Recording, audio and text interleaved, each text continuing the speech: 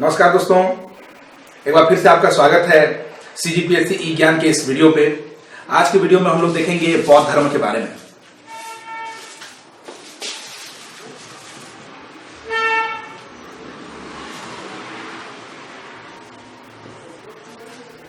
दोस्तों, बौद्ध धर्म बहुत ही बड़ा धर्म है। इसके विकास के बारे में हम लोग डिटेल से चर्चा करेंगे। उसके पहले कुछ बातें मैं आपको बौद्ध धर्म के बारे में बताता हूं। सबसे पहला कि बौद्ध धर्म अभी इतना व्यापक धर्म बन गया है कि संसार में दूसरा धर्म माना जाता है, क्योंकि इस पूरे विश्व में, इस पूरे दुनिया में 180 करोड़ से भी ज्यादा लोग इसके फॉलोअर्स हैं। और भी डिटेल से बात करें तो बहुत सारे ऐसे देश हैं जिन्होंने बौद्ध धर्म को पूरी तरीके से अपने देश का धर्म माना है। ऐसे कुल 18 देश हैं दोस्तों। जैसे कि हमारे भारत देश के भी पड़ोसी जो देश हैं, जैसे कि भूटान है, नेपाल है और चाइना है, उत्तर कोरिया, दक्षिण कोरिया, श्रीलंका, इंडोनेशिया और ऐसे बहुत सारे, एक और है जापान। ऐसे बहुत सारे टोटल मिला के 18 ऐसे देश हैं जिसमें बौद्ध धर्म को मुख्य धर्म माना गया है। जिस प्रकार हिंदू धर्म इतना व्यापक धर्म है, इतना बड़ा धर्म है और हमारे भारत देश में हिंदू धर्म के लोग ज्यादा रहते हैं, उसी प्रकार इन 18 देशों में बौद्ध धर्म के मानने वाले बहुत ज्यादा है। तो बौद्ध धर्म के बारे में ज्यादा जानकारी कहां से प्राप्त कर सकते हैं, उसके रिसोर्सेस क्या हैं? इसका जवाब है बहुत सारे ग्रंथ हैं जो बौद्ध धर्म के बारे में जानकारी प्रदान करते हैं। बहुत सारे ऐसे स्थल हैं जो बौद्ध धर्म के बारे में जानकारी प्रदान करते हैं। सबके बारे में एक एक करके चर्चा करेंगे। तो देखते हैं सबसे पहले बौद्ध धर्म के मेन रिसोर्सेस कौन कौन से हैं। दोस्तों, जैसे हिंदू धर्म के बारे में चर्चा करेंगे तो हमारे पास गीता है, महाभारत, रामायण और 4 वेद, जिसके माध्यम से हिंदू धर्म के जितने भी इतिहास है उसके बारे में जानकारी प्राप्त करते हैं। उसी प्रकार से बौद्ध धर्म के बारे में हम लोग त्रिपिटक से जानकारी प्राप्त करते हैं। दोस्तों, त्रिपिटक जो है वो बौद्ध धर्म का 3 ऐसे विशेष ग्रंथ हैं जिसमें बौद्ध धर्म के विचारों को बहुत ही अच्छी तरीके से संजोया गया है। इसमें से सबसे जो पहला पिटक है वह है विनय पिटक।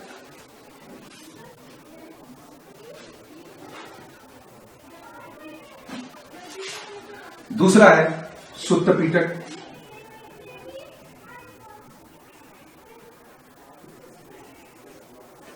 और तीसरा है अभिधम्म पिटक।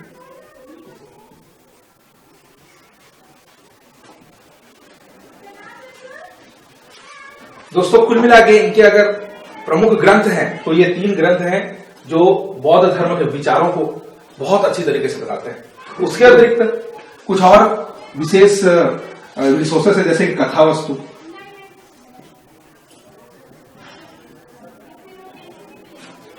साथ ही साथ बुद्ध चरित्र,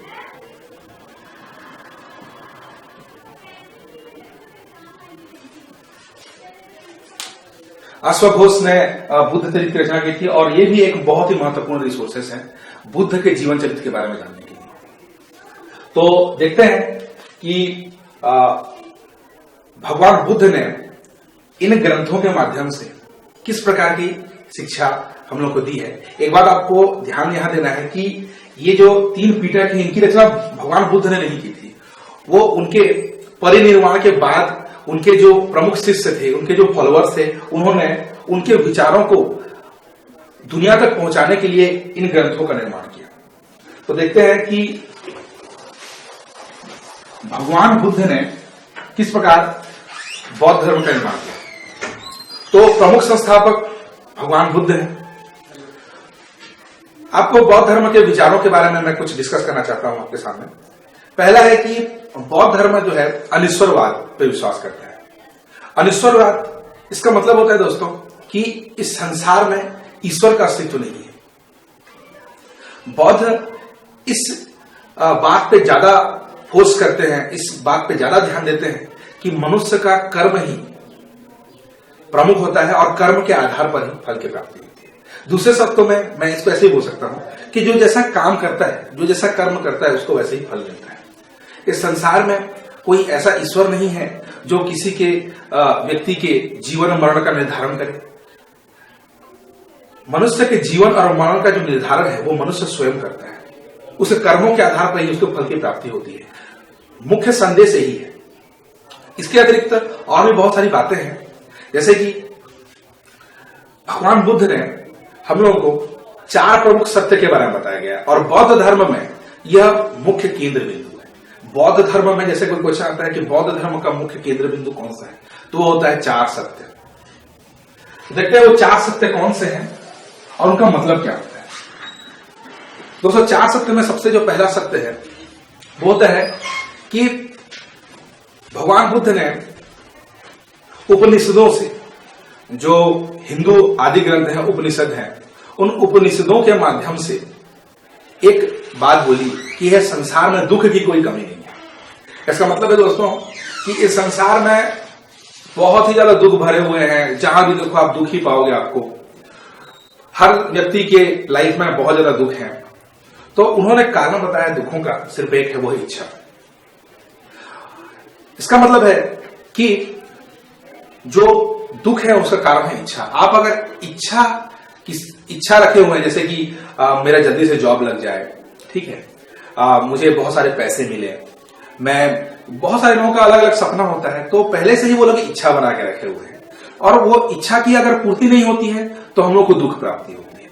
तो उसी चीज को भगवान बुद्ध ने अपने विचारों में बताया हुआ है कि अगर मनुष्य इच्छा ही ना करे, पहले से ही अगर कोई सोचे ही नहीं कि मुझे ये बनना है, बस कर्म करते जाओ, फल की चिंता मत करो। यही बात, मेन कॉन्सेंट्रेशन यही है इसी पे कि आप कर्म करिए, पहले से ही कुछ बना के मत चलिए, पहले से ही कुछ सोच के ना लीजिए मैं कलेक्टर बनना चाहता हूं या मैं इस पोस्ट पे जाना चाहता हूं। पहले से इच्छा अगर आप करेंगे और बाद में अगर इस इच्छा की पूर्ति आपकी नहीं हुई तो आपको दुख तो मिलेगा ही। तो इसीलिए आपको ये नहीं सोचना है कि मुझे कलेक्टर बनना है, मुझे ये बनना है, आपको बस कर्म करते जाना है। कर्म के द्वारा ही आपको फल की प्राप्ति मिलेगी। आपको बनना है तो आपके कर्मों के आधार पर ही आप बनेंगे। अब मेहनत करते जाइए, अब मेहनत के बाद ही आपको जो बनना है वह बनोगे, ठीक है। वो अगर वहां किस्मत की कोई बात नहीं है, वहां किस्मत का कोई वैल्यू नहीं है यहाँ पे कि किस्मत में होगी तो नौकरी लगेगा, ऐसा कुछ नहीं है दोस्तों। सिर्फ इतने इस बात पे ध्यान दीजिए कि कर्म करते जाइए, पढ़ते जाइए, लगातार जितना हो सके उतना पढ़ते जाइए, आपको फल जरूर मिलेगा। यही है बौद्ध धर्म का कहना, जैसे कर्म करेंगे वैसे फल मिलेगा। तो तीसरा जो 2 बातें हो गई, पहला है कि ये पूरा दुनिया जो है वह दुखों से भरा हुआ है, दूसरा है दुखों का जो कारण है वो इच्छा। तो तीसरी बात क्या है? तीसरी बात है कि अगर आप इच्छा ही न करें तो आपको दुख ही नहीं मिलेगा। तो इच्छा का त्याग जो है वो तीसरा जो है प्रमुख बातें हैं जो बौद्ध धर्म बताता है हम लोग को, बौद्ध धर्म कहता है हम लोगों को। और चौथा चीज जो बहुत ही महत्वपूर्ण बौद्ध ग्रंथों में और भगवान बुद्ध ने बताया है वो है कि आप सुख की प्राप्ति कैसे कर सकते हैं और दुखों को कैसे हर सकते हैं। दुखों को कोई नहीं हरेगा, आप ही हैं जो आपके दुख को हर सकते हैं।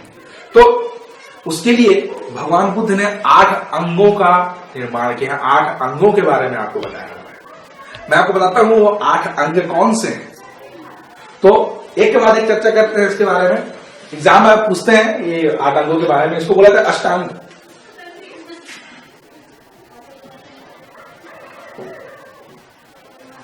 दोस्तों, जैसे कि मैं आपको बता रहा हूं कि अष्टांग है, मतलब दुखों को कैसे हरेंगे, दुख को कैसे अपने जीवन से निकालेंगे, सुख की प्राप्ति कैसे करेंगे। तो भगवान बुद्ध ने 8 अंगों के बारे में बताया गया है जो कि त्रिपिटक में इसका वर्णन है। सबसे पहला है सम्यक दृष्टि, सम्यक स्मृति, वाणी, कर्मांत, आजीव, संकल्प, व्यायाम और समाधि। दोस्तों, इसमें सब के बारे में आपको डिटेल से जानने की जरूरत नहीं है। एग्जाम में बस इतना पूछता है इसमें कि इन 8 अष्टांग के बारे में पूछा जाता है। जैसे कि क्वेश्चन पैटर्न ये हो सकता है कि इनमें से 4 ऑप्शन या 5 ऑप्शन आपको दिए होंगे और उसमें पूछेगा कि इनमें से कौन सा अष्टांग नहीं है। तो आपको इस 8 अष्टांगों को अच्छे तरीके से याद रखना है, ठीक है। ज्यादा डिटेल में जाने की जरूरत नहीं है इस पे। अब देखते हैं दोस्तों, और भी कुछ बातें हैं बौद्ध धर्म के बारे में। जैसे कि पहला मैंने बताया कि आप सुख कैसे प्राप्त करेंगे, दूसरा मैंने आपको बताया कि किस प्रकार से आप अपनी इच्छा को त्याग कर सुख की प्राप्ति कर सकते हैं। अनिश्वरवाद के बारे में बताया कि संसार में ईश्वर का अस्तित्व तो नहीं है, ऐसे ही बताया गया है। तो और भी कुछ बातें हैं, जैसे कि त्रिपिटक में लिखा हुआ है और बुद्ध चरित्र में भी अश्वघोष ने भी यह बताया हुआ है कि भगवान बुद्ध ने एक मध्य मार्ग के बारे में बताया। मध्यम मार्ग जिसको बोलते हैं।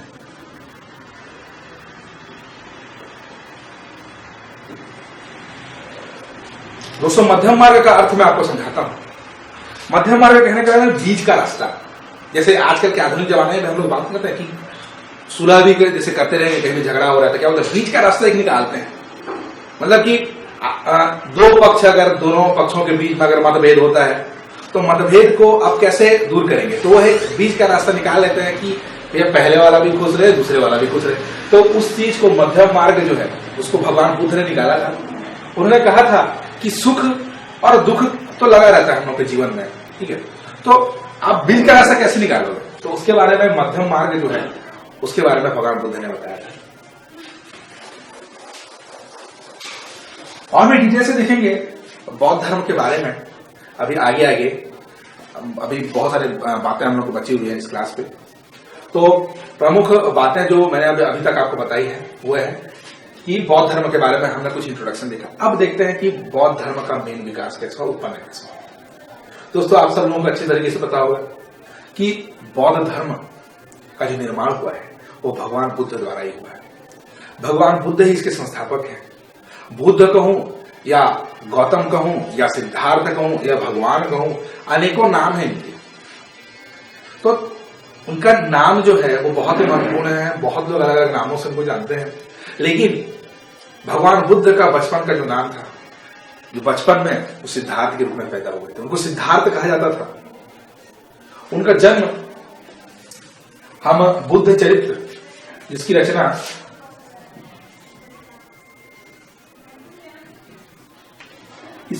जो है अश्वघोष ने की थी।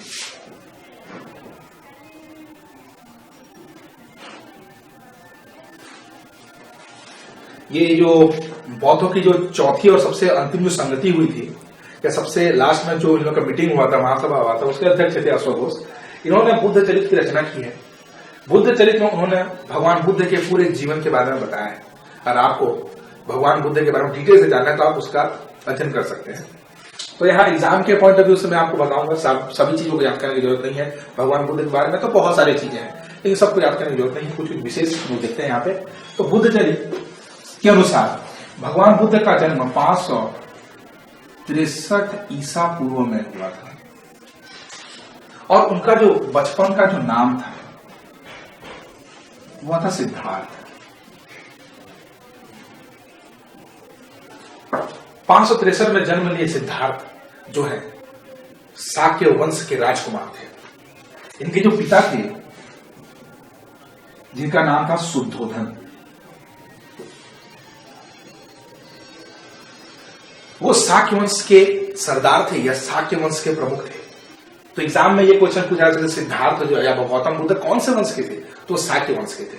उनके पिता शुद्धोधन शाक्य वंश जिसकी राजधानी थी कपिलवस्तु।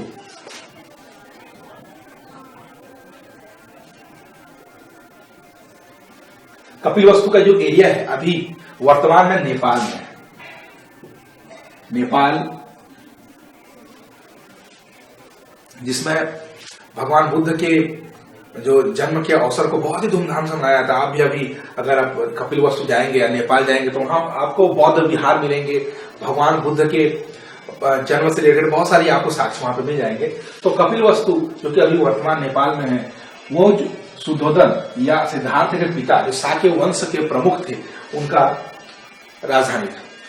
तो इस कपिलवस्तु से 10 किलोमीटर के डिस्टेंस पे एक जगह है, नेपाल में ही है, वो है लुम्बिनी।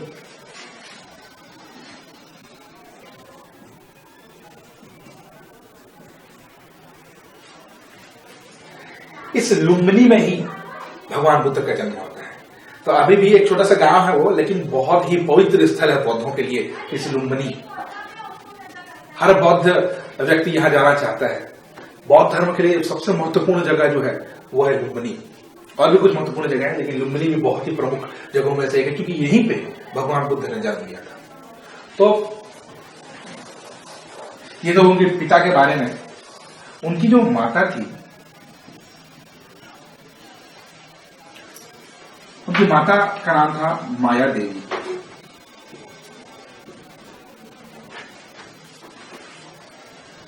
तो ये सिद्धार्थ के माता और पिता का नाम है। दुर्भाग्यवश सिद्धार्थ के जन्म के महज 7 दिन के बाद, भगवान बुद्ध या सिद्धार्थ की माता का देहांत या स्वर्गवास हो गया।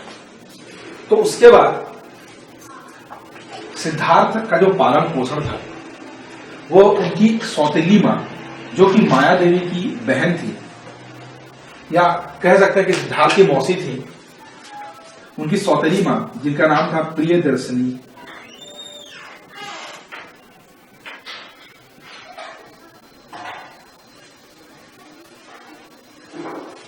प्रजापति गौतमी, उस प्रकार को, हाँ वही मैं लगा मैं जरा बोला। दोस्तों उनकी जो माता थी माया देवी, उनके मृत्यु के बाद उनकी जो सौतेली मां थी, उन्होंने सिद्धार्थ का पालन पोषण किया। उनकी सौतेली मां, जो कि उनकी मौसी थी, उनका जो नाम था वो था प्रजापति गौतमी।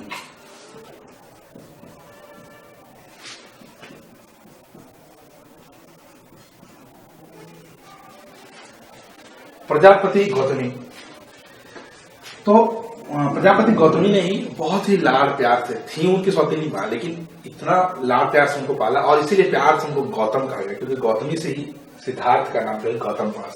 ये दूसरा नाम है उनका गौतम।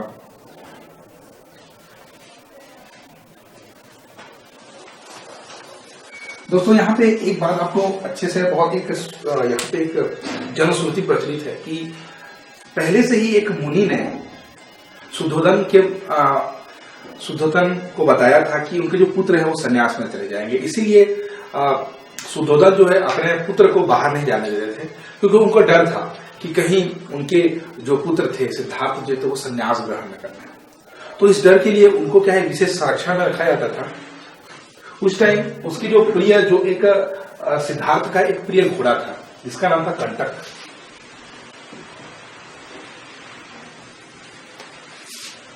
कंटक जो है उनका प्रिय घोड़ा था, उसी के साथ जो है भगवान बुद्ध जो है रहते थे।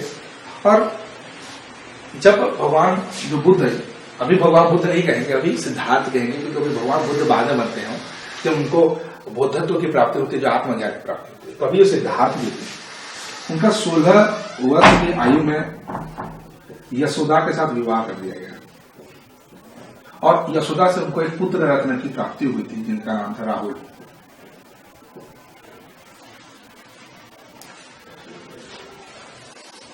कहानी इस प्रकार है दोस्तों कि एक दिन सिद्धार्थ ने अपने पिता से कहा कि वो बाहर का दृश्य देखना चाहते हैं। मना करने के बावजूद भी वो बाहर चले गए और वहां जाने के बाद उनको 4 चीजें दिखाई दी और इन 4 चीजों ने भगवान या फिर सिद्धार्थ के जीवन को पूरी तरीके से परिवर्तित कर दिया। न सिर्फ सिद्धार्थ के जीवन को बल्कि उनके परिवार के, क्योंकि जो किस्मत में लिखा हुआ वही होता है दोस्तों। ये बुद्ध धर्म में नहीं लिखा, हिंदू धर्म में जैसे लिखा हुआ है, तो उस हिसाब से क्या है कि पहले से जो भविष्यवाणी की गई थी और शुद्धोधन को जिस बात का डर था वही हुआ। सिद्धार्थ अपने जो रथ चलाने वाले हैं जिसका नाम था चन्ना, उसके साथ वह कपिल वस्तु के सैर पे निकले। उन्होंने सबसे पहले एक बूढ़े व्यक्ति को देखा। बूढ़े व्यक्ति को देख के उन्होंने एक क्वेश्चन किया। तो पहले तो सिद्धार्थ को लगता था कि हमारा जो शरीर है वो हमेशा ऐसा ही रहेगा, लेकिन बूढ़े व्यक्ति से उनको इस बात का अंदाजा हुआ कि हमारा शरीर जो है हमेशा सुंदर नहीं रहने वाला, हम कभी न कभी बूढ़े हो जाएंगे। तो सबसे पहले की सच्चाई उनको पता चली कि हमारा शरीर जो है नश्वर है, हमारा शरीर जो है वह कभी न कभी बूढ़ा जरूर होगा, हम हमेशा जवान नहीं रहेंगे। दोस्तों इस बात पर आप भी एक चीज याद रखिए, इस बात में भी सच्चाई है। तो व्यक्ति को इस बात को हमेशा अच्छे से याद रखना चाहिए कि हर व्यक्ति बूढ़ा होता है। ये हम लोग को इससे हम लोग को भी सीख लेनी चाहिए। तो सिद्धार्थ को सबसे पहले एक बूढ़े व्यक्ति, उसके बाद जब आगे गए तो उनको एक बीमार व्यक्ति दिखाई दिया।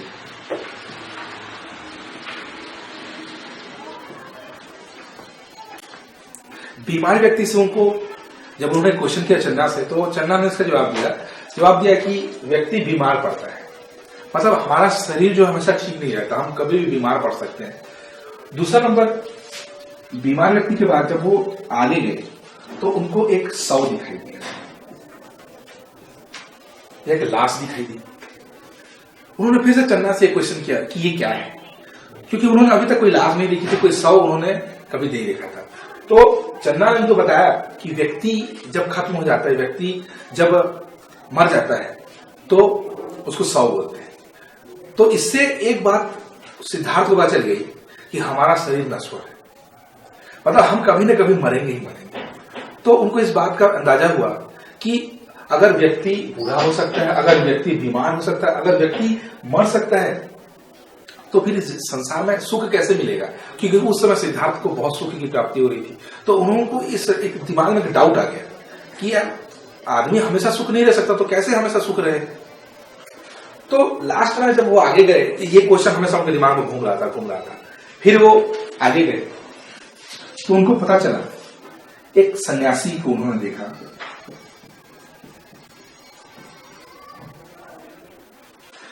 सन्यासी के मुख के छवि को देख के, सन्यासी के मुख की जो तेज को देखते हुए उन्होंने उनसे कोई क्वेश्चन किया कि यह संसार तो दुखों का पूरा मेला है, यह संसार को पूरा दुखों का सागर है, तो आप इतने खुश क्यों हैं?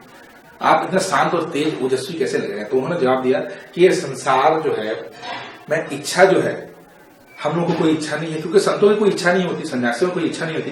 तो उन्होंने प्रैक्टिकली इस बात को देखा कि सन्यासी ही इस संसार में जो है, जिसके पास कोई इच्छा नहीं है, बहुत ज्यादा सुखी है।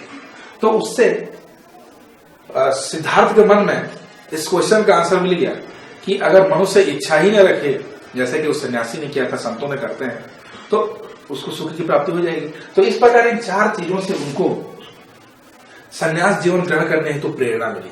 और जिस बात का डर था उनके पिता शुद्धोदन को, वही हुआ। उन्होंने 29 वर्ष की आयु में संन्यास ग्रहण कर लिया। और इस संन्यास ग्रहण करने की इस घटना को ही हम लोग कहते हैं दोस्तों महाभिनिष्क्रमण।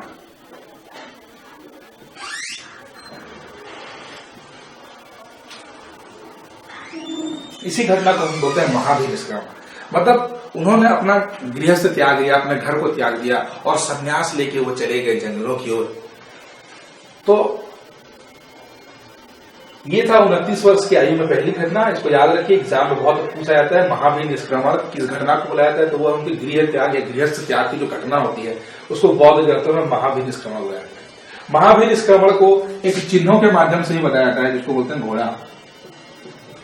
आपको मैं पहले बताना भूल गया कि जन्म को जो है वह कमल व सांड के थ्रू बताया जाता है। ये कुछ प्रतीक चिन्ह है जिसके माध्यम से बौद्ध प्रचारक जो है वो भगवान बौद्ध के जीवनी के बारे में प्रचार प्रसार करते हैं। तो जन्म के समय कमल और सांड के बारे में बताया गया है। ऐसा इसलिए दोस्तों कि जब भगवान बुद्ध का जन्म हो रहा था तो उनकी माँ जो है उनको एक सपना आया था जिसमें उनको एक कमल और सांड दिखाई दिया था। तो इसके लिए क्या, उनके जन्म की कथा को बताने के लिए हम लोग कमल और सांड का उपयोग करते हैं। और उसी प्रकार जब उन्होंने गृहस्थ का त्याग किया, जब वो महाभिनिष्क्रमण में चले गए, तो घोड़े के माध्यम से उनको बताया जाता है, यह संदेश दिया जाता है। उसके बाद वो घर त्याग कर जंगलों की ओर चले गए। जंगल में जाने के बाद सीधा वो पहुंचे वैशाली। वैशाली में एक बहुत ही तेजस्वी सांख्य दर्शन के महाज्ञाता जो है अलार कलाम, जो संत अलार कलाम वहां पे रहते थे, वो अपनी शिक्षा देते थे, सांख्य दर्शन की शिक्षा देते थे। सबसे पहले सिद्धार्थ उनके पास गए और उन्होंने सांख्य दर्शन की गहरी शिक्षा उनसे ग्रहण की थी। तो इस प्रकार जो सबसे पहले गुरु जो हुए वो हुए अलार कलाम।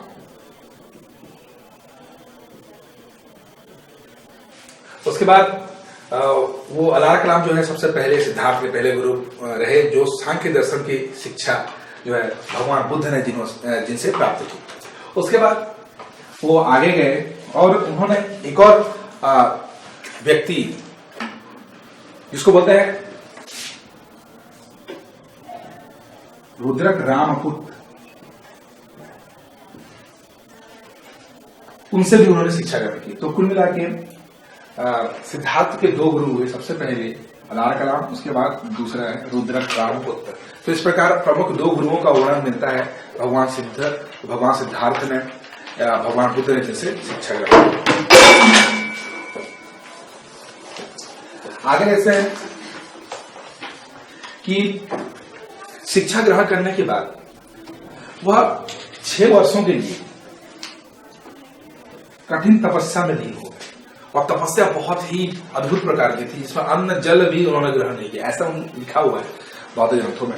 तो बिना अन्न और जल ग्रहण किए लगातार 6 वर्षों तक कठिन उन्होंने परिश्रम किया, कठिन तपस्या की और आत्मज्ञान की प्राप्ति करने के लिए लग गए। उन्होंने अपने मन में जितने भी क्वेश्चंस है उनका जवाब स्वयं से ही खोजना शुरू कर दिया। दोस्तों, तपस्या करने का मेन आशय ये नहीं है कि एक जगह बैठ के आप भगवान का जाप करें, ऐसा नहीं। हमारे मन में बहुत सारे सवाल होते हैं, हमारे मन में बहुत सारे चीजें जो घूमती रहती है, जिनका हम लोग को उत्तर नहीं पता रहता है। तो आप भी तपस्या कर सकते हैं, जैसे कि आप अगर अपने घर में बैठ के अपने जो भी क्वेश्चन आपको नहीं आते हैं, अगर आप उसके बारे में डिटेल से जानने की कोशिश करें, आपके पास बहुत सारे रिसोर्सेस है, इसके बाद इंटरनेट है, इसके माध्यम से भी आप तपस्या कर सकते हैं। तपस्या का मतलब ये नहीं होता कि आप किसी जंगल में जाके पेड़ के नीचे बैठ के तपस्या करें, ऐसा नहीं होता। तपस्या क्या है, किसी भी क्वेश्चन का आंसर जानने की कोशिश ही होती है तपस्या।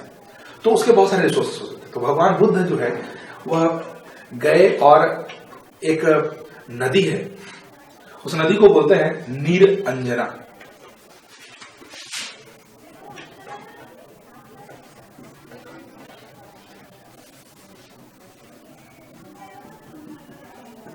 निरंजना नदी, इसको फग्गू भी बुलाया जाता है, फग्गू नदी भी बुलाया जाता है। अभी वर्तमान में ये जो निरंजना फग्गू नदी जो है वो नेपाल और बिहार के बीच में है। तो इस नदी के किनारे एक पीपल का पेड़ था दोस्तों। पीपल के पेड़ के नीचे उन्होंने यह गहन साधना की, और 6 वर्षों के कठिन परिश्रम, कठिन तपस्या के बाद आखिर उन्होंने अपने जो भी क्वेश्चन से उनके दिमाग में जो क्वेश्चन घूम रहे थे भगवान सिद्धार्थ के या भगवान बुद्ध के, उन्होंने आखिरकार इस क्वेश्चन का आंसर पा ही लिया, और उसी को बुलाया जाता है दोस्तों आत्मज्ञान की प्राप्ति हो गई। तो उनको ये आत्मज्ञान की प्राप्ति जो है 35 वर्ष की आयु में जो है वह निरंजना नदी या फग्गू नदी के तट पे एक पीपल के पेड़ के नीचे उनको इस आत्मज्ञान की प्राप्ति हुई, जिसको बोलते हैं बोधत्व की प्राप्ति। और इसीलिए चूंकि पीपल के पेड़ के नीचे उन्होंने इस बोधत्व की प्राप्ति की, इसीलिए पीपल के पेड़ के द्वारा, इस चिन्ह के द्वारा उनके इस बोधत्व का जो है ज्ञान जो है संसार को दिया जाता है। तो ये जो है उनके बोधत्व प्राप्ति का चिन्ह है पीपल। पहला चिन्ह ये, दूसरा जो है आपको मैंने बताया था कि घोड़ा, और तीसरा जो है पीपल। एक साथ मैं लिख दूंगा उसको, पांचों का आपको याद रखेंगे। तो इस प्रकार पीपल के पेड़ के नीचे उनको बोधत्व की प्राप्ति हुई, और वो जो स्थान है वो कहलाया बोध गया, जो आपको बिहार में मिल जाएगा। अभी बोध गया उन्हीं के नाम से पड़ा है, क्योंकि उनको जब बोधत्व की प्राप्ति हुई तो सिद्धार्थ जो गौतम भी कहलाते थे, अब उनको बुद्ध कहा जाने लगा, क्योंकि उनको बोधत्व की प्राप्ति हुई। और वह स्थान जहां पे वो पीपल का पेड़ है, जहां पे निरंजना नदी के तट पे उन्होंने तपस्या की, उसी को बोला जाता है बोध गया। तो बोध गया वर्तमान जो है बिहार में है, और बहुत ही इंपॉर्टेंट तीर्थ स्थल है। यहाँ पे अशोक के भी बहुत सारे शिलालेख आपको मिल जाएंगे, बौद्ध से रिलेटेड विहार आपको यहाँ पे मिल जाएंगे। तो बौद्धों के लिए एक स्वर्ग के समान है दोस्तों यहाँ पे। तो आप भी कभी भी बौद्ध गया जाइए, और वहां पे आपको बहुत सारी चीजें सीखने को मिलेंगी, अत्यंत शांति की अनुभूति वहां पे मिलती है। बौद्ध विहार है, प्रमुख स्थल है भगवान बुद्ध से रिलेटेड। तो जैसे ही उनको आत्मज्ञान की प्राप्ति हुई, तो उन्होंने बहुत सारी जानकारियां जो है, जिन्होंने खुद स्वयं से प्राप्त की, अब संसार को देने के लिए निकल पड़े। अलग अलग जगह वो जाने लगे, उनके कई सारे शिष्य हुए यहाँ पे। जैसे इसमें 2 प्रमुख शिष्यों का वर्णन किया जाता है। जैसे सबसे पहला जो शिष्य था उसका वो था आनंद, और दूसरी जो एक शिष्या उनकी थी, एक शिष्या जिसका नाम था आम्रपाली, उनके बारे में जो है वर्णन किया जाता है। तो और भी बहुत सारे उनके शिष्य थे, इन 2 शिष्यों के बारे में आपको अच्छे से याद रखना है। ये पूछा जा सकता है, अभी तक पूछा नहीं गया लेकिन पूछा जा सकता है। तो आनंद और आम्रपाली जो है उनके प्रमुख शिष्य थे। तो उसके बाद उन्होंने क्या है कि अपने जो जितने भी विचार उनके मन में थे उन्होंने उनको लिखना शुरू कर दिया, और उन्होंने लिखने के लिए जो तरीका यूज किया, जो भाषा यूज की, वो थी पाली। ये सबसे पहला ऐसा भाषा था जिसको भगवान बुद्ध ने यूज किया था। तो अभी भी उनके जो ग्रंथ जो मिलते हैं वो पाली भाषा में लिखे जाते हैं। मतलब पाली भाषा जो है वो भगवान बुद्ध के टाइम से ही विकास में आया है, और अभी भी भगवान बुद्ध के जितने भी रचनाएं आपको मिलेंगी, उनसे रिलेटेड जितने भी रचनाएं आपको मिलेंगी, सब में आपको पाली भाषा में ही आपको लिखी हुई मिलेंगी। तो उन्होंने अलग अलग जगह उस समय, जैसे वैशाली, उसके बाद राजगृह, पाटलिपुत्र, ऐसे अलग अलग जगहों में जाकर उन्होंने अपने शिक्षा का अलग अलग तरीके से उन्होंने प्रचार प्रसार शुरू कर दिया। उनके जो 5 शिष्य थे, उन 5 शिष्य भी बहुत सारे तरीके से इसका प्रचार प्रसार करने लगे। लेकिन जो सबसे ज्यादा जो उन्होंने कहीं शिक्षा दी, कहीं प्रवचन दिया, तो वो जगह है श्रावस्ती। ये क्वेश्चन, इसको आप याद रखिए, क्योंकि भगवान बुद्ध से रिलेटेड ये क्वेश्चन पूछा जाता है कि भगवान बुद्ध ने सबसे ज्यादा शिक्षा कौन से स्थान में दिया है, तो उसका आंसर है श्रावस्ती। श्रावस्ती एक ऐसा जगह है, आपको याद रखना है, क्वेश्चन पूछा जा चुका है और पूछे जा सकता है। तो श्रावस्ती, तो देखते हैं दोस्तों, मेन उन्होंने जो पाली में अपने जो विचारों को प्रकट किया, उसमें मेन कौन कौन से विचार थे। पहले तो इंट्रोडक्शन में मैंने आपको बहुत सारे विचारों के बारे में बता दिया, भगवान बुद्ध से रिलेटेड बहुत सारे विचार, लेकिन उसमें से सबसे और एक और विचार उन्होंने दिया था, वो था त्रिरत्न का। दोस्तों क्वेश्चन होता है त्रिरत्न है क्या? तो बौद्ध ग्रंथों में त्रिरत्न जो है, जो भगवान बुद्ध ने बनाए थे, उसमें सबसे पहला जो त्रिरत्न था वो था बुद्ध,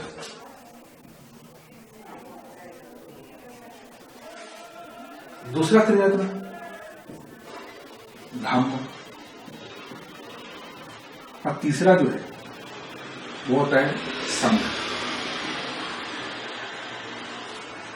दोस्तों इसको एक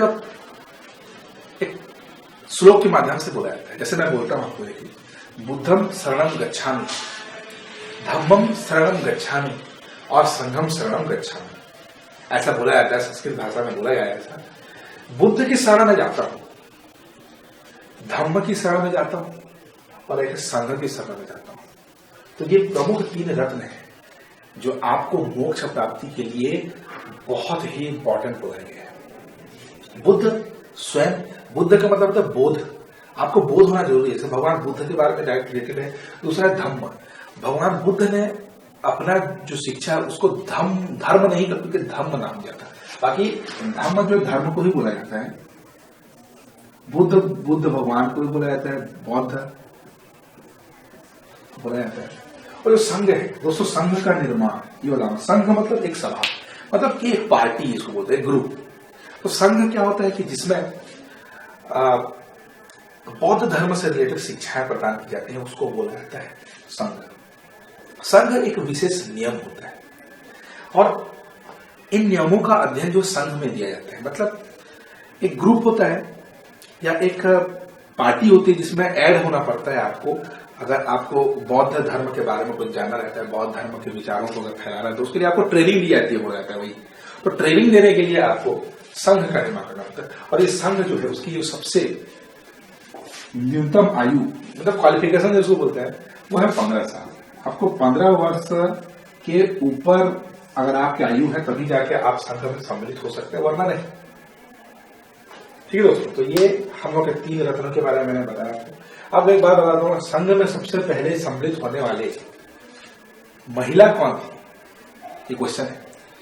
तो जो सबसे पहली महिला थी वो थी स्वयं भगवान बुद्ध की माता से प्रजापति गौतमी। तो जो गौतमी थी वो सबसे पहली महिला थी जिन्होंने इस संघ में अपना नाम दिया, सबसे पहले संघ में सम्मिलित हुई। त्रिरत्न में एक और चीज आपको मैं संघ में बताना भूल गया। संघ में सम्मिलित जो व्यक्ति होता है उसको बोला जाता है उपसंपदा। इस क्रिया को उपसंपदा बोलते हैं। 15 वर्ष की न्यूनतम क्वालिफिकेशन मांगता है आपको। इस क्वालिफिकेशन का आपने पार किया, मतलब 15 साल से बड़े हो गए तो आप संघ में सम्मिलित होने के लायक हो गए, है ना। तो इस क्रिया को उपसंपदा बोला जाता है। भगवान बुद्ध ने एक और चीज आपको यहां बताया है, ध्यान रखने वाली बात है जो मैंने आपको नहीं बताई है, वो है आत्मा। बौद्ध धर्म में आत्मा का योगदान नहीं दिया गया है, मतलब आत्मा के बारे में नहीं बोला गया है। मतलब बौद्ध धर्म मानने वाले नहीं मानते कि आत्मा होती है। वो तो हिंदू धर्म वाले मानते हैं कि आत्मा होती है, लेकिन बौद्ध धर्म में आत्मा का कोई नहीं। हाँ, एक चीज जो हिंदू धर्म में भी है, बौद्ध धर्म में भी है, जैन धर्म में भी है, वो है पुनर्जन्म। भगवान बुद्ध कहते हैं कि पुनर्जन्म होता है, और जरूरी नहीं कि इस जन्म में अगर मनुष्य जो है अगर निर्वाण प्राप्ति के पश्चात या मरने के बाद अगर दूसरा जन्म उसको मिले तो जरूरी नहीं कि मनुष्य जन्म में मिलेगा, उसको कीड़े मकोड़े या फिर जानवरों के रूप में भी उसको जन्म लेना पड़ सकता है। तो बोला जाता है कि वो कर्मों के ऊपर डिपेंड करता है। तो आप कर्म जैसे करेंगे उस हिसाब से आपको अगले जन्म में उस प्रकार से आपका अवतार होगा, या अगले जन्म में आप जानवर बनेंगे, जो भी या मनुष्य के रूप में आपको सौभाग्य मिलेगा। तो ये सब चीजें आपको पुनर्जन्म अपने कर्म के आधार पर ही मिलती है। तो अच्छे कर्म कीजिए ताकि अगले जन्म में फिर से मनुष्य का रूप धारण करें। तो ये होगी त्रिरत्न। अनिश्वरवाद के बारे में तो आपको पहले से बता चुका हूं कि अनिश्वरवाद होता है कि ईश्वर का अस्तित्व न मानना ही अनिश्वरवाद है, जो कि बौद्ध धर्म का एक प्रमुख बिंदु है। दोस्तों, सबसे पहले तो भगवान बुद्ध ने अपनी जो शिक्षा थी, जो पाली भाषा में सबसे पहले कहां पे उपदेश दिए, ये जगह आज भी बहुत ही इंपॉर्टेंट है। हमारा भारत का जो राष्ट्रीय चिन्ह है, जिसको हम लोग जान रहे हैं, वो है अशोक चक्र। पता है अशोक चक्र कहां पे है? वो है सारनाथ। सारनाथ अशोक चक्र के लिए तो फेमस है ही, लेकिन उसके साथ ही साथ ये वही स्थान है जहां पे भगवान बुद्ध ने अपना सबसे पहला उपदेश जो है यहाँ पे दिया था। और इसी पहले उपदेश को, जो पहला उपदेश उन्होंने, उसको बोला जाता है धर्म चक्र प्रवर्तन। इस घटना को बोलते हैं धर्म चक्र प्रवर्तन। इसको याद रखिए दोस्तों, ये सब प्रमुख बिंदु हैं। लास्ट में एक बार मैं लिख दूंगा सब चीजों को, तो आपको क्या है घबराने की जरूरत नहीं है, सब रिपीट हो जाएगा, ऐसा समझ लीजिए। तो ये अभी तक की भगवान बुद्ध के जीवन काल की बात उन्होंने कौन कौन सी शिक्षा दी। दुर्भाग्यवश 80 वर्ष की आयु में 483 BC में भगवान बुद्ध जो है उनकी मृत्यु हो गई। तो बौद्ध धर्म में इसको मृत्यु नहीं बोलते हैं, उसको बोला जाता है परिनिर्वाण, मतलब निर्वाण की प्राप्ति हो गई।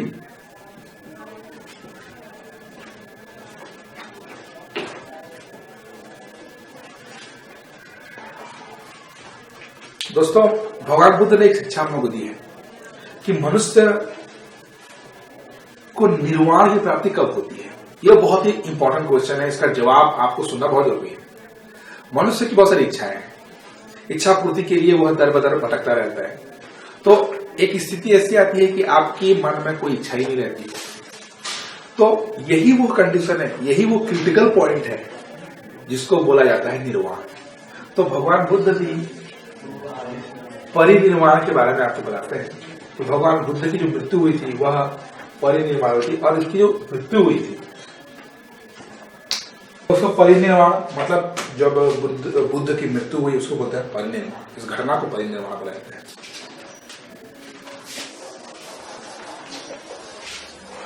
इनकी जो मृत्यु हुई थी वो हुई थी कुशीनारा में, कुशनगर।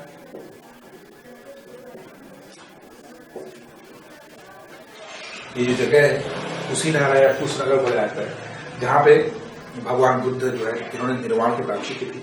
उसके पीछे कहानी ये है कि उन्होंने जब पूरी तरीके से इच्छा का त्याग कर दिया, लास्ट में जब निर्वाण की प्राप्ति हुई, तो चुन्न नाम के एक पावा के एक व्यक्ति ने, एक सुनार ने उनको भोजन दिया। उस भोजन में कुछ ऐसा था जिसके कारण भगवान बुद्ध की मृत्यु हो गई या वो निर्वाण को प्राप्त हो गए।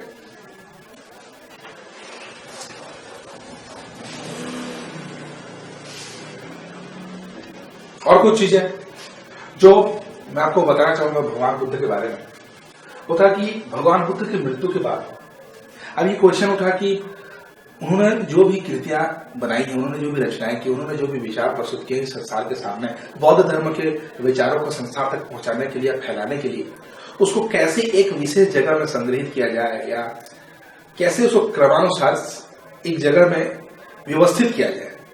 तो उसके लिए यहाँ पे सबसे पहले जो थे वो थे महाकश्यप, जो कि भगवान बुद्ध के प्रमुख शिष्य थे। 483 बीसी का यह समय था। उस समय मगध के शासक था अजातशत्रु।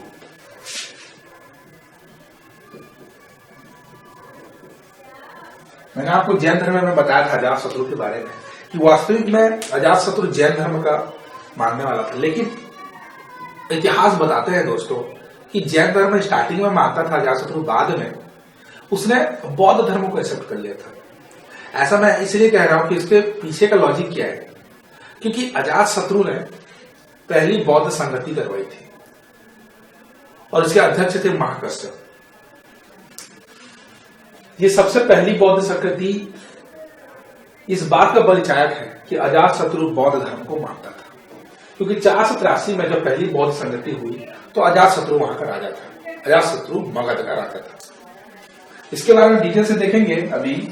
इससे पहले देखते हैं कि भगवान बुद्ध के जो शिष्यों को उसको 2 क्रमों में बांटा गया है। सबसे पहला शिष्य का जो क्रम है उसको बोला जाता है भिक्षुक। दूसरा जो श्रेणी है उसको बोला जाता है उपासक। दोस्तों, भिक्षुक उस श्रेणी में आते हैं, वो व्यक्ति भिक्षुक की श्रेणी में आते हैं जो कि अपना घर बार त्याग कर संन्यास ग्रहण करके बुद्ध के विचारों को प्रचार प्रसार कर रहे हैं। लेकिन उपासक की श्रेणी में आने वाले व्यक्ति जो गृहस्थ में रह कर भी बौद्ध के विचारों को मानते हैं, उसको एक्सेप्ट करते हैं और उसी के अनुसार अपना व्यवहार करते हैं। तो गृहस्थ जीवन वाले जो बौद्ध धर्म मानते हैं उनको उपासक बोला जाता है। उनके शिष्यों को, और कुछ होते हैं जिन्होंने पूरी तरीके से संन्यास ग्रहण कर लिया भगवान बुद्ध की भांति, उसको बोला जाता है भिक्षुक। 2 श्रेणियां थी। तो कहानी यहाँ पे अंत होती है कि भगवान जो बुद्ध थे उनका जन्म से लेकर के मृत्यु तक की सारी बातें मैंने आपको बताई। सबसे पहला देखते हैं उनकी मृत्यु के बाद अब ये जो क्वेश्चन उठा कि कैसे उनके जो विचारों को एक जगह में संग्रहित किया जाए, तो सबसे पहला जो बौद्ध संगति उसी के लिए उनकी मृत्यु के ही टाइम में 483 में हुई राजगृह में। सबसे पहली बौद्ध संगति, इसका मतलब है सभा या फिर एक मीटिंग, उनकी आपस में मीटिंग हुई उनकी मृत्यु के बाद। और इसके जो अध्यक्ष थे वो थे महाकश्यप।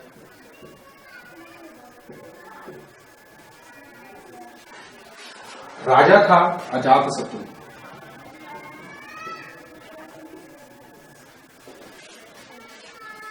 तो 483 में राजगृह में महाकश्यप की अध्यक्षता में अजातशत्रु राजा था। उस समय सब पहली बौद्ध संगति हुई। इस बौद्ध संगति में भगवान बुद्ध के विचारों को एक संग्रहित करने का प्लान बनाया गया। तो उन्होंने इस बात का डिसीजन लिया कि भगवान बुद्ध के विचारों को हम लोग ग्रंथों के माध्यम से सहेज के रखेंगे ताकि बाद में भी इसकी शिक्षा पूरी दुनिया तक फैला सके। तो उसके लिए उन्होंने जो 2 ग्रंथ बनाए उसी को बोला जाता है त्रिपिटक में से 2 पिटक। सबसे पहला जो पिटक है वो है विनय पिटक और दूसरा जो होता है वो है सुत्त पिटक। तो इन दोनों पिटकों की रचना जो है वो पहले बौद्ध संगति यानी कि 483 में महाकश्यप की अध्यक्षता में हुई थी। तो उसके बाद देखते हैं यहाँ पर दूसरा जो बौद्ध संगति के बारे में। दोस्तों, इसके जस्ट 100 साल नीचे 383 बीसी में, जस्ट 100 साल अगर नीचे कर देंगे 383 में वैशाली में, अभी वैशाली जिला जो है बिहार में है, वहीं पे वैशाली में दूसरी बौद्ध संगति। उस समय वैशाली या फिर मगध का जो राजा था वो था कालाशोक।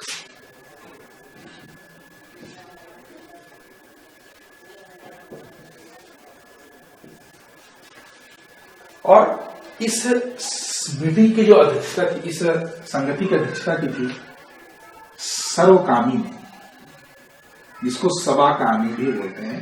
आप इसको थोड़ा देख लीजिएगा, सर्वकामी सभाकामी भी बोल सकते हैं उसको, तो दूसरी बोल सकते। इसमें देखिए, इसमें दो मतभेद हो गए। इसमें एक मतभेद जो है वह बौद्ध भिक्षुओं के बीच में हुआ कि बुद्ध की पूजा करनी चाहिए या नहीं। कुछ बुद्ध श्रेणियों को अलग कर दिया गया इस मामले में। तो इस प्रकार बौद्ध धर्म जो है यहां से स्टार्ट होता है दो भागों में बंटना। आपको बताते हैं, बाद में जाके हीनयान महायान में टूट गया था ये, तो स्टार्टिंग यहां से हुआ। यहां दो भागों में बटा था। पहला जो भाग था वो था स्थिर और दूसरा था महासंधि। अलग अलग बुक में आपको इसके अलग अलग नाम कुछ डिफरेंस हो सकता है, बाकी यही है। स्थिर या स्थूल भी बोलेंगे इसको, स्थूल भी बोल सकते हो। थोड़ा आप इसको थोड़ा देख लीजिएगा, स्थिर या स्थूल या फिर महासंधि। तो महासंधि दो भागों में बढ़ गया था। ये था दूसरा बौद्ध संगति। तीसरे बौद्ध संगति के बारे में देखते हैं। तीसरे बौद्ध संगति दोस्तों फिर से 255 में बीसी में हुआ था। यह हुआ था आपका पाटलिपुत्र। पाटलिपुत्र का उस समय शासक था महान अशोक, और यह सबसे प्रमुख शासक है जिसने बौद्ध धर्म को कई ऊंचाइयों तक पहुंचा दिया। बौद्ध धर्म को की शिक्षा को उन्होंने पूरे दुनिया में फैलाया। सबसे पहले उन्होंने शुरुआत की थी नेपाल से। उस समय नेपाल तक पहुंचा नहीं था बौद्ध धर्म, तो नेपाल के अलग अलग जगहों पर प्रचार प्रसार करने के लिए सबसे प्रमुख जो योगदान बनाया था वो है अशोक का। तो पाटलिपुत्र में अशोक का राज था, और उस समय जो अध्यक्षता की थी इस संगति की अध्यक्षता जिस महानुभाव ने की थी उसका नाम था मोगलीपुत्र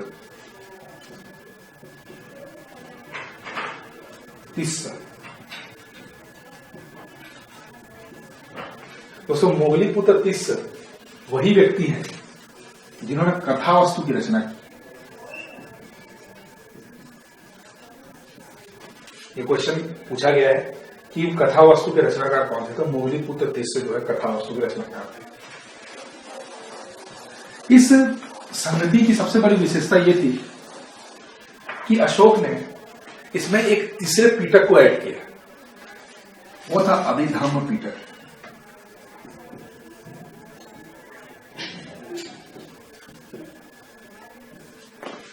जैसे क्वेश्चन पूछा जाता है कि अभिधम्म पीटक कौन से बौद्ध संगति पे आया है, तो ये है तीसरी बौद्ध संगति जिसकी अध्यक्षता जो थी वह थी मोगलीपुत्र तिस्सा, और शासक था अशोक। अशोक ने धर्म का प्रचार, यानी अपने बौद्ध धर्म के प्रचार के लिए बहुत ही मेहनत किया है। अलग अलग बौद्ध स्तूप बनाए थे। इसमें से जो प्रमुख जो स्तूप है आपको पता होगा, सांची का जो महान स्तूप है जो कि भगवान बुद्ध से रिलेटेड स्तूपों में सबसे बड़ा है, जो कि मध्य प्रदेश में है आपका, वो है सांची का स्तूप। कुछ जगह मैं आपको बताऊंगा अच्छे तरीके से। तो ये था अभिधम्म पीटक जो कि तीसरे संगति में था। सबसे जो लास्ट जो संगति है, चौथी संगति, वो थी पहली शताब्दी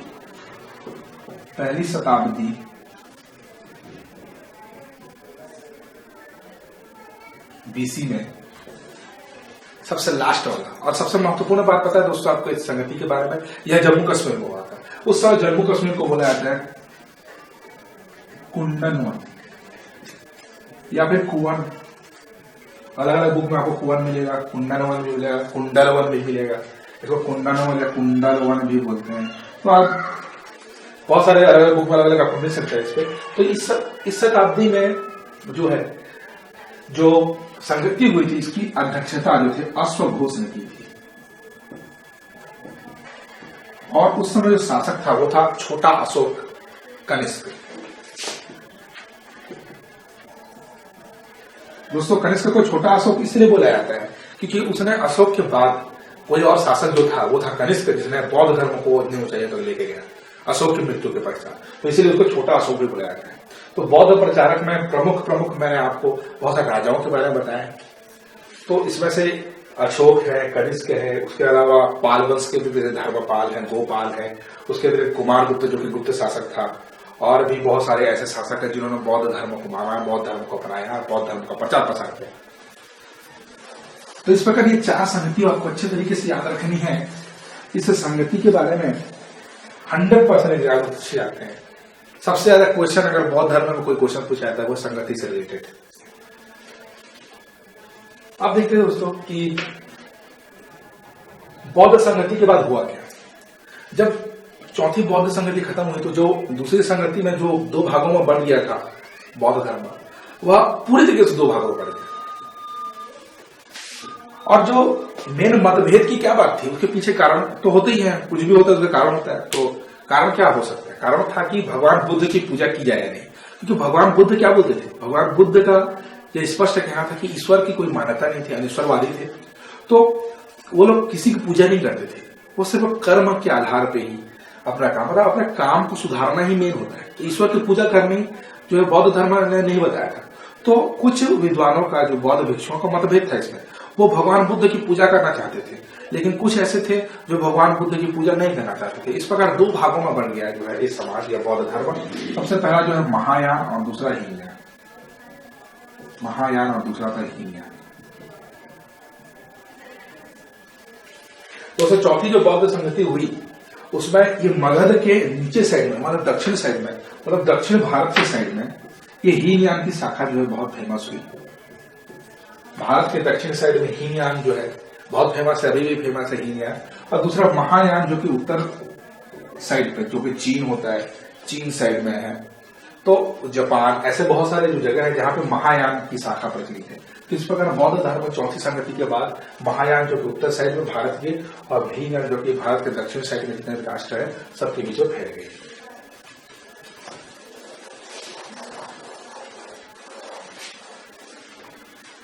तो इस प्रकार अभी भी बौद्ध धर्म जो है 2 भागों में बढ़ गया है। जैन धर्म जिस प्रकार 2 भागों में बढ़ा था, श्वेतांबर और श्वेतांबर जो था उस टाइप से। तो यहाँ पे आपको बौद्ध धर्म के बारे में जितने भी चीजें मैंने आपको बताई उसको आप अच्छे से याद रखिए, अच्छे से आप उसको एग्जाम में बनाइए। और भी कुछ बातें मैं आपको बता दे रहा हूँ स्टार्टिंग से लास्ट तक। यहाँ पे कुछ प्रतीक चिन्हों के बारे में देखते हैं जो मैं आपको स्टार्टिंग में बताया था। वो है जन्म, उसके बाद उनका गृह त्याग, उसके बाद हम लोग देखेंगे कि उनको बोधत्व की जो प्राप्ति हुई, उसके बाद देखेंगे उनका पद चिन्ह के बारे में देखेंगे। पद चिन्ह तो उसमें होता है दोस्तों, सॉरी। उसके बाद उनको देखेंगे निर्वाण के बारे में, और लास्ट में हम देखेंगे उनकी स्मृति के बारे में। तो इन 4 प्रतीकों के बारे में आपको मैं बताता हूं कि कौन कौन से चिन्हों का प्रमुख उपयोग किया जाता है। जन्म के लिए जो है वो कमल व सांड का उपयोग होता है, ये क्वेश्चन पूछे जाते हैं। गृह त्याग के लिए घोड़े का उपयोग किया जाता है, घोड़े चिन्ह से बताता है गृह त्याग।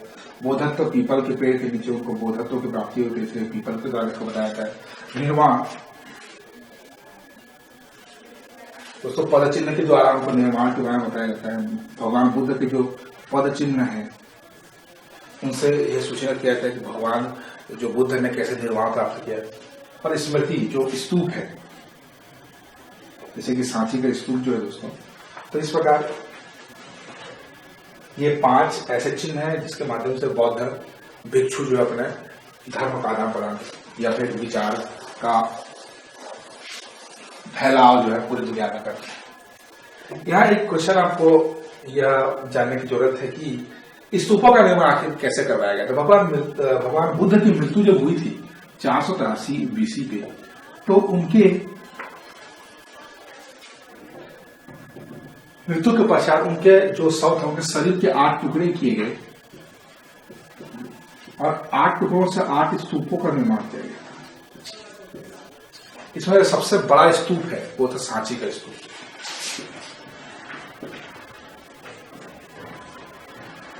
बहुत सारे मतभेद है इसमें, सांची का स्तूप रिलेटेड है या नहीं उसका पता नहीं, क्योंकि उसमें लिखा नहीं है। लेकिन यहाँ पे आप ज़्यादा जानकारी चाहते सांची के स्तूप के बारे में आप पढ़ें। इसमें जो सांची का स्तूप है दोस्तों, उसमें से एक ही क्वेश्चन पूछा जाता है कि सांची का स्तूप कहाँ पे है, सांची का स्तूप का निर्माण किसने किया था और किससे रिलेटेड है, ये सब क्वेश्चन पूछे जा सकते हैं। कुछ प्रमुख स्थलों के बारे में देखने की कोशिश करते हैं यहाँ पे, जो कि बौद्ध धर्म से रिलेटेड है, बौद्ध धर्म की शिक्षा का जो है केंद्र था। दोस्तों के प्रमुख जो स्थल है जो बौद्ध धर्म से रिलेटेड है, प्रमुख स्थल कौन सा है? सबसे पहला जो जगह है जो बहुत लोग पूछता है वो है कि जो कॉलेजेस थे बौद्ध धर्म के बारे में जहाँ शिक्षा दी जाती थी। कहानी यूं है दोस्तों कि बहुत सारे जो राजा महाराजा थे वो क्या है बौद्ध धर्म का प्रचार प्रसार करना चाहते थे। जैसे महान अशोक थे, कनिष्क थे, धर्मपाल थे, गोपाल थे, कुमारगुप्त थे और भट्टारक थे। तो अलग अलग वंश के ऐसे राजा भी थे जिन्होंने क्या है कि इस बौद्ध धर्म को प्रचार प्रसार के लिए बाकायदा यूनिवर्सिटी खोली हुई थी, कॉलेज संस्थान खोले हुए थे, शिक्षा संस्थान खोले हुए थे। तो ऐसे कुछ शिक्षा संस्थान जो कि प्राय यूपीएससी या किसी यूपीएससी के एग्जाम में पूछे जा सकते हैं और पूछे जाते हैं, उसको देखते हैं क्या है। सबसे पहला जो है वो है विक्रमशिला विश्वविद्यालय या विक्रमशिला यूनिवर्सिटी। विक्रमशिला यूनिवर्सिटी को पाल वंश के राजा धर्मपाल ने बनवाया था। दोस्तों पाल वंश से मुझे एक बात आप लोगों को बतानी है कि सबसे ज्यादा राजा महाराजाओं में जो सबसे ज्यादा जो प्रभाव पड़ा है किसी वंश पे बौद्ध धर्म का, तो वो था पाल वंश, जो कि बंगाल के पाल वंश थे। उन्होंने मतलब बहुत सारे पाल, जैसे गोपाल, धर्मपाल और भी बहुत सारे पाल जिन्होंने बौद्ध धर्म को अपनाया है। तो पाल वंश प्रमुख रूप से बौद्ध धर्म के लिए माना जाता है। तो धर्मपाल ने विक्रमशिला यूनिवर्सिटी का निर्माण किया। आज विक्रमशिला यूनिवर्सिटी जो है वो बिहार में है। दूसरा जो है आपको विक्रमशिला यूनिवर्सिटी के बाद है नालंदा यूनिवर्सिटी या नालंदा विश्वविद्यालय। ये जो नालंदा विश्वविद्यालय दोस्तों, इसको गुप्त काल बनाया गया,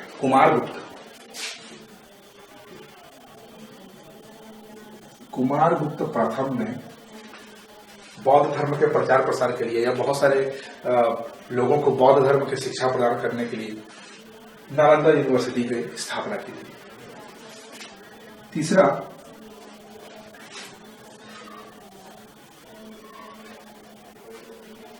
इसके बाद आता है मैत्रक वंश का, जिसने वल्लभी में एक शिक्षा संस्थान की स्थापना की थी। वो था भट्टारक।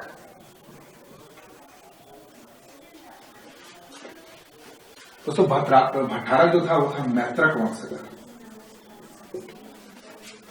तो तीन ऐसे जगह हैं, एक है विक्रमशिला यूनिवर्सिटी, एक है नालंदा यूनिवर्सिटी और एक वल्लभी, जिसको भट्टारक ने बनवाया था। भट्टारक जो है वो मैत्रक वंश का है। दोस्तों पाल वंश के एक और राजा ने उदंतपुरी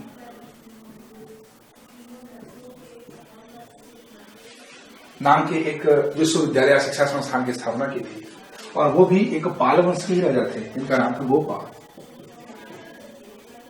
गोपाल। तो धर्मपाल, गोपाल, भट्टारक, कुमारगुप्त, ये सभी ऐसे विशेष शासक थे, ऐसे महान शासक थे जिन्होंने बाकायदा शिक्षण संस्थान कॉलेजेस की स्थापना की हुई थी। यहाँ पे यूनिवर्सिटीज उन्होंने बनाए हुए थे बौद्ध धर्म को प्रचार प्रसार के लिए। कुछ प्रमुख और भी जगह, जैसे आपको बता चुका हूँ सांची का स्तूप जो है अशोक ने बनवाया है, ये भी आपको याद रखना है। कुछ प्रमुख कृतियां देखते हैं लास्ट में, क्योंकि इसके बाद हम लोग क्लास खत्म हो जाएगा। तो प्रमुख कृतियां देखते हैं किसने क्या बनाया था और कौन कौन सी प्रमुख कृतियां हैं। इसमें से आपको मैं सबसे पहले बताता हूं कि बौद्ध ग्रंथ के बारे में जो सबसे ज्यादा जो धर्म के बारे में जो जानकारी हम लोग को मिलती है बुद्ध चरित्र से मिलती है, जातक। तो मेन आपको बौद्ध भगवान बुद्ध के बारे में जानकारी आपको जातक कथाओं से मिलती है। ऐसी बहुत सारी जातक कथाएं हैं। तो जातक कथाएं एक सोर्स है जिसके थ्रू हम लोग जान पाते हैं कि भगवान बुद्ध के जीवन चरित्र के बारे में। दूसरा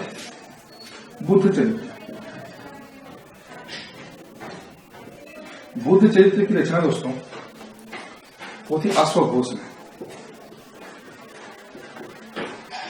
ये मैं आपको पहले से बता चुका हूं। साथ ही साथ कुछ और भी हैं, जैसे योगाचरण,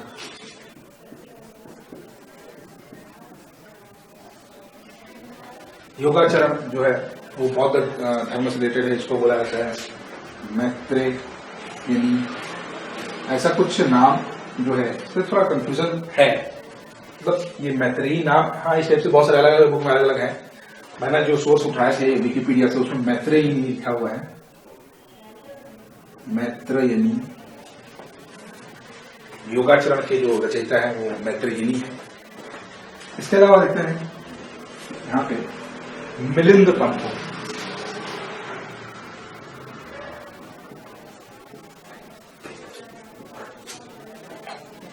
मिलिंद पंथ जो कि मिलिंद और एक बौद्ध भिक्षु के बीच की सारी जो बातें हैं जो बौद्ध धर्म के विचारों को प्रकट करती हैं वो है मिलिंद पंथ, जिसकी रचना जो है नागसेन ने की थी। एक और जो आपको पहले से बता चुका हूं मैं, कथावस्तु, जिसको मोगली पुत्र